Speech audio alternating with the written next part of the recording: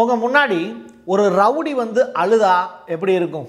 பெரிய மீசை இசையெல்லாம் வச்சுக்கிட்டு ஒரு கடினமான பார்வையுடைய ஒரு மனுஷன் வந்து அழுதா எப்படி இருக்கும்?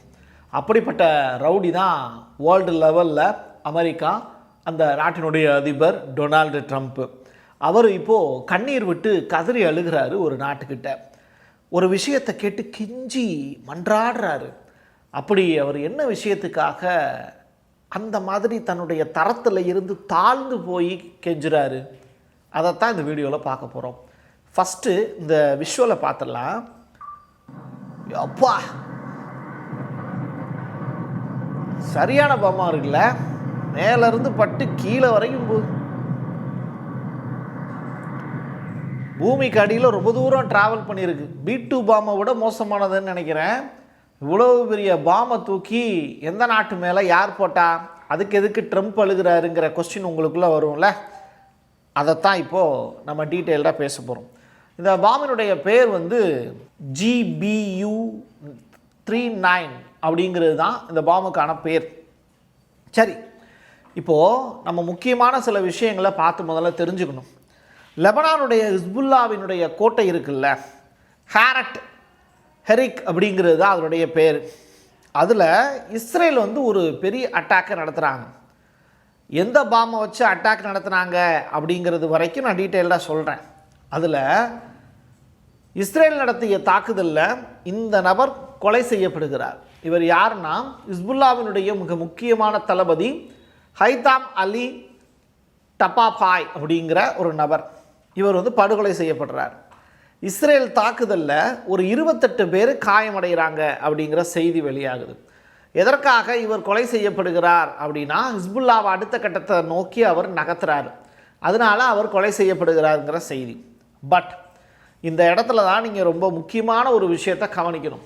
இது இல்லை ஹெட்லைன், இதுக்கப்புறம் நம்ம பேச போகிறோம்ல, அதுதான் ஹெட்லைன். அதாவது அமெரிக்காவினுடைய GBU-39 அப்படிங்கிற அந்த குண்டு அதை பயன்படுத்தியிருக்காங்க லெபனானில். யார்? இஸ்ரேல். ஏன்னா அமெரிக்காவினுடைய நிறைய ஆயுதங்கள் இஸ்ரேலுடைய தளத்தில் வச்சு தான் சோதனை செய்யப்படுது. கிட்டத்தட்ட ஒரு சோதனை களம் தான் மிடில் ஈஸ்டே. அப்படிப்பட்ட நிலைமையில் இந்த GBU-39 இருக்குல்ல, பூமிக்கு அடியில் வரைக்கும் போய் அட்டாக் பண்ணிச்சுல, B2 பாம் மாதிரி, அந்த மாதிரியான ஒரு விஷயத்தை லெபனானில் செஞ்சிடணும் அப்படின்னு நினச்சாங்க. நான் உங்களுக்கு ஃபஸ்ட்டு காமிச்சேன்ல வீடியோ, அது எப்போ தெரியுமா பயன்படுத்துறது? சரியாக 2021ஆம் ஆண்டு பயன்படுத்துறது. அதுக்கு முன்னாடி 2001ஆம் ஆண்டே பயன்படுத்துனதுன்னு ஒரு லிஸ்ட்டு ஒன்று வச்சுருக்காங்க. சரி, அதோட அப்டேட் தான் 2021 பயன்படுத்தினாங்க, 2001 கண்டுபிடிச்சது. இப்போது இந்த ஏவப்பட்ட விமானம் இருக்குல்ல, போர் விமானம், இந்த GBU-39 இருக்குல்ல, அதை ஒரு வார்ஹெட்டில் வச்சு தான் அந்த குண்டை வந்து செலுத்துவாங்க. இப்போது லெபனானுக்கு போனது திரும்பி வரவே இல்லை. வெடிச்சிச்சா அப்படின்னு கேட்டால், அந்த தளபதியை போட்டு தள்ளினாங்கல்ல, அதுக்கும் அந்த பாம் பயன்படலை. இஸ்ரேல் வச்சுருந்த வேற ஒரு ஆயுதத்தை வச்சு தான் அவரை போட்டு தள்ளினாங்க. அப்போ இந்த போச்சில் GBU அது எங்கடா அப்படின்னு கேட்டால், அதுதான் லெபனானுடைய தரையில் படுத்து கிடக்கு. இதை பார்த்த மக்கள் எல்லாத்துக்கும் ஒரே சிரிப்பு. என்னடா அம்பிட்டு பெரிய ஆயுதமாக கிடக்கு, ரோட்டில் கிடக்கே, தெருவில் கிடக்கேன்னு சொல்லிட்டு லெபனானில் இருக்கக்கூடிய ரோட்டில் போக வரக்கூடிய சின்ன பிள்ளைகள்லாம் பார்த்து சிரிச்சிட்டு போகுதுங்க. எப்படின்னா, நம்ம ஊரில் வந்து பட்டாசு வெடிக்கிறோம் அப்படின்னு சொல்லி தீபாவளிக்கு வந்து பட்டாசு போடுவாங்க. அது வந்து நமத்து போன பட்டாசாக இருக்கும், வெடிக்காது.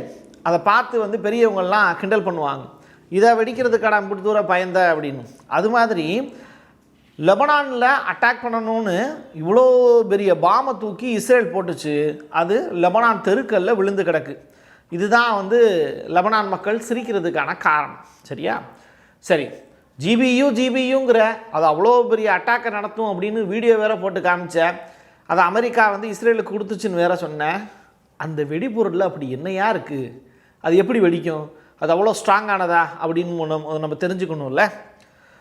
அமெரிக்க போர் விமானிகள் இந்த GBUவை கரெக்டாக வார்ஹெட்டில் வச்சு செட் பண்ணக்கூடிய காட்சியை தான் நீங்கள் பார்க்குறீங்க. இதனுடைய எடை மட்டுமே 113 கிலோ. நம்மளுடைய ஒரு நபருடைய வெயிட் வந்து இன்றைக்கி தேதிக்கு மினிமம் வந்து 60 kgன்னு வச்சுக்கோங்க. 2 ஆளோட வெயிட் வந்து இந்த வெடிபொருளை சுமந்து இருக்கக்கூடிய அந்த குண்டுக்கு இருக்குங்கிறாங்க. GBU-39 வந்து ஒரு மினி ஏர்கிராஃப்ட் மாதிரி செயல்படும் அப்படின்னு சொல்கிறாங்க. இன்ஜினே இல்லாமல் இது எத்தனை கிலோமீட்டர் ட்ராவல் ஆகும்னா 110 கிலோமீட்டர் தூரம் ட்ராவல் பண்ணணும்னு சொல்கிறாங்க. இன்ஜினே தேவையில்லை, அது பறக்க விட்டு அது வாட்டுக்கு போயிட்டே இருக்கும். எத்தனை கிலோமீட்டருக்கு? 110 கிலோமீட்டருக்கு. வார்ஹெட் வந்து என்ன வார்ஹெட்னா F-35 அண்ட் F-22 இதனுடைய அந்த ஃப்ளைட் இருக்குல்ல, அதில் வச்சு இதனுடைய வார்ஹெட்டில் வச்சு இதை ஏவ முடியும் அப்படின்னு சொல்கிறாங்க. எது எப்படியோ இப்போது லெபனானில் அது தூங்கிட்டு இருக்கக்கூடிய அந்த வெடிகுண்டை கைப்பற்றுவதற்கு இப்போ ரஷ்யாவும் சீனாவும் முயற்சி பண்ணுறாங்க அப்படிங்கிறது தான் அமெரிக்காவினுடைய குற்றச்சாட்டு. எங்களுடைய இவ்வளவு டெக்னாலஜியில் ஹை லெவலில் இருக்கக்கூடிய அந்த வெடிபொருளை இப்போ என்ன பண்ணுறாங்க, இன்னொரு நாட்டுக்கு கொடுக்கறதுக்கு நாங்கள் ரெடியாக இல்லை. ஏற்கனவே 2001ஆம் ஆண்டு ஒரு இமெயில் ஒன்று கசிஞ்சிச்சு, ஒரு சிக்னல் ஒன்று கசிஞ்சிச்சு, அது சைனாவோடது. அதை வச்சு சைனாவினுடைய நிறையா டெக்னாலஜி ரிலேட்டடான விஷயங்களை மற்ற நாடுகள் திருடினாங்க அப்படிங்கிற புகாரெலாம் இருக்குது.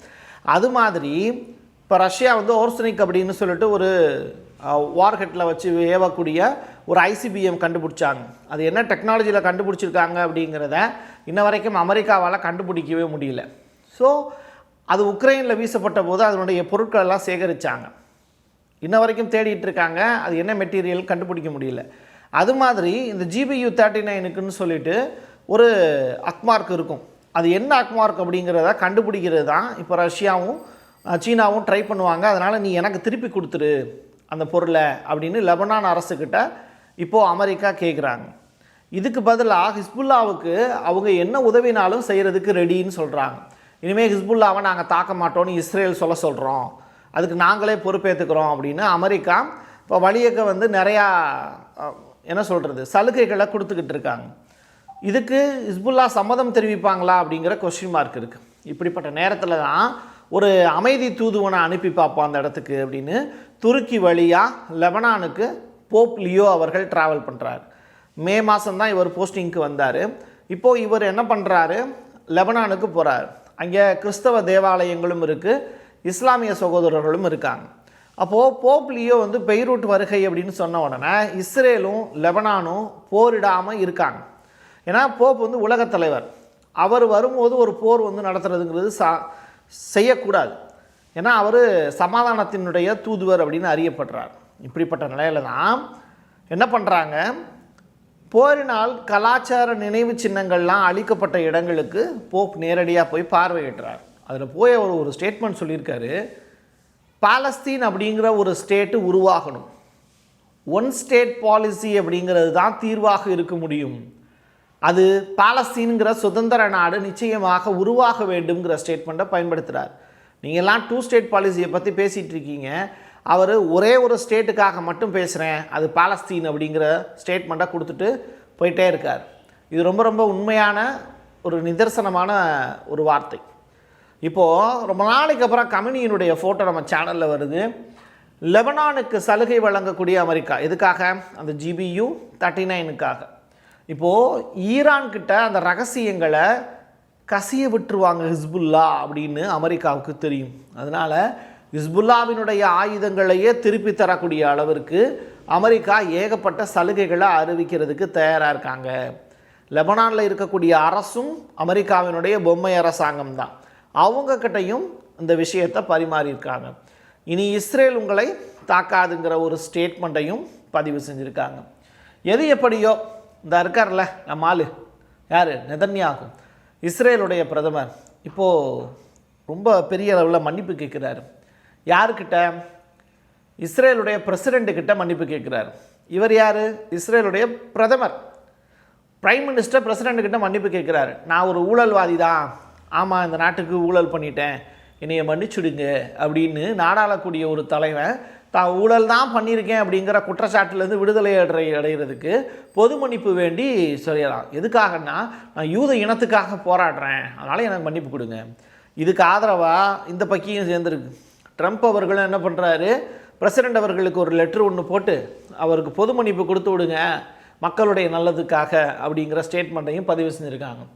ஸோ இதுதான் இங்கே நடக்கிறது. ரெண்டாவது, எல்லை தாண்டிய பயங்கரவாதத்தை இனிமேல் நீ செய்யக்கூடாதுங்கிறத நெதன்யாகு கிட்ட வாக்கு மூலமும் வாங்கியிருக்காரு. பட் கிரேட்டர் இஸ்ரேல் அப்படிங்கிறது இவங்க 2 பேருடைய பிளான். இவருடைய மருமகனும் ஒரு யூதர் தான். அதனால் கண்டிப்பாக கிரேட்டர் இஸ்ரேல் அப்படிங்கிற ஒரு ஸ்டேட்மெண்ட்டை நோக்கி இவங்க நகழ்வாங்க. இவர் யார் நம்ம விஜய் சேதுபதி மாதிரி இருக்குது. வரேன். இப்போது பாலசீக வளைகுடா இருக்குல்ல, அதில் 3,50,000 லிட்டர் டீசல் வந்து கடத்தப்பட்டிருக்கு. கடத்திட்டு போயிட்டுருக்காங்க. இதை ஈரான் கண்டுபிடிக்கிறாங்க. உடனே மோப்பம் பிடிச்சி அந்த ஒட்டுமொத்த கப்பலையும் வளைச்சிட்டு வந்து கட்டி போட்டுறாங்க. 13 மாலுமிகள் இந்தியாவை சேர்ந்தவங்க அப்படிங்கிற விஷயமும் வெளியாகுது. பிரிக்ஸ் கூட்டமைப்பில் இருக்கோங்கிற ஒரே காரணத்தினால அந்த மாலுமிகள் தப்பிக்க விடப்படுறாங்க. இஸ்ரேலுக்கு UAE அனுப்பிய இராணுவ உதவிகள். எப்படி சொல்கிறது இதை? இந்த UAEங்கிறது அமெரிக்காவோட தொடர்ச்சியாக நட்புறவில் இருக்கக்கூடிய நாடு. அந்த UAE கிட்ட இருந்து இப்போது இஸ்ரேலுடைய விமான நிலையம் இருக்குல்ல, அதுக்கு வந்து பார்த்திங்கன்னா ஏகப்பட்ட இராணுவ உதவிகள் வந்துக்கிட்டே இருக்கான். இதையும் வந்து பார்த்துக்கிட்டு ஈரான் வந்து சும்மாவே இருக்காங்க. ஈரான் இந்த 12 நாள் போருக்கு பிறகு அடுத்ததாக ஒரு பெரிய போரை நடத்தணும் அப்படிங்கிற முடிவில் தான் இருக்காங்க. அதற்கான நேரத்தை எதிர்நோக்கி காத்திருக்காங்க. எப்போ வேணாலும் ஈரான் தன்னை அட்டாக் பண்ணலாங்கிறதுனால அமெரிக்கா கிட்ட இருந்து ஆயுதங்களையும் அவ்வப்போது இந்த மாதிரி இஸ்ரேல் வந்து தன்னுடைய நட்பு நாடுகள்கிட்ட இருந்து வாங்கி குவிச்சுக்கிட்டு இருக்கு. இப்படிப்பட்ட நிலைமையில் விஜய் சேதுபதி சொல்கிற மாதிரியான ஒரு டயலாக், போப் சொன்ன விஷயத்தை இப்போ நினைவுபடுத்த விரும்புகிறேன். பாலஸ்தீன் அப்படிங்கிற ஸ்டேட் உருவாகணும். அப்படி உருவாச்சு அப்படின்னா பாலஸ்தீனில் இருக்கக்கூடிய காசா மக்கள் எல்லாமே குமுதா ஹாப்பி என்னாச்சு அப்படின்னு கண்டிப்பாக சொல்லுவாங்க. இது நம்ம ஊர் ஸ்டைலில். என் கையெழுத்து என் மக்களுக்கானது உறவுகளே. மீண்டும் ஒரு பதிவில் சந்திக்கலாம். நன்றி, வணக்கம். உங்களுடைய தொழில் சம்பந்தமான விளம்பரங்களை நமது சேனலில் ஒளிபரப்ப உங்களுக்கான அருமையான வாய்ப்பு. Prasad signature media broadcasting private limited. நீங்க நியூஸ் ரீடரா மாறணுமா, கண்டென்ட் கிரியேட்டரா உருவாகணுமா, சேட்டலைட் சேனல்ல ரிப்போர்ட்டரா வேலை பார்க்கணுமா, டாக்குமெண்ட்ரி மேக்கிங்ல இருந்து ஜேர்னலிசம் பற்றிய முழுமையான பயிற்சி பெற உங்களுக்கான அருமையான வாய்ப்பு. எங்களை தேடி வாங்க. ஆன்லைன் மற்றும் நேரடி பயிற்சி வகுப்புகளும் சர்டிபிகேட் கோர்ஸாவே கத்துத்தரும். மீடியா துறையில் 10 ஆண்டுகளுக்கு மேல அனுபவம் உள்ளவர்கள் பயிற்சி கொடுப்பார்கள். வாய்ஸ் ஓவர் தொடங்கி வாய்ஸ்லெஸ் பீப்புளுக்காக உங்களை சிறந்த ஜேர்னலிஸ்டா உருவாக்க வேண்டியது எங்களோட பொறுப்பு. ஸ்கூல்ஸ் அண்ட் காலேஜஸ்ல ஜூனியர் ஜேர்னலிஸ்ட்ங்கிற பேர்ல ஒர்க் ஷாப்பும் கண்டக்ட் பண்ணி கொடுக்கிறோம். மோட்டிவேஷனல் ஸ்பீக்கரா கடந்த 15 ஆண்டுகளா கல்வி நிறுவனங்களுக்கு நிகழ்ச்சிகளும் நடத்தி தரோம். தொடர்புக்கு 9944790333 94493594 prasad signature@gmail.com.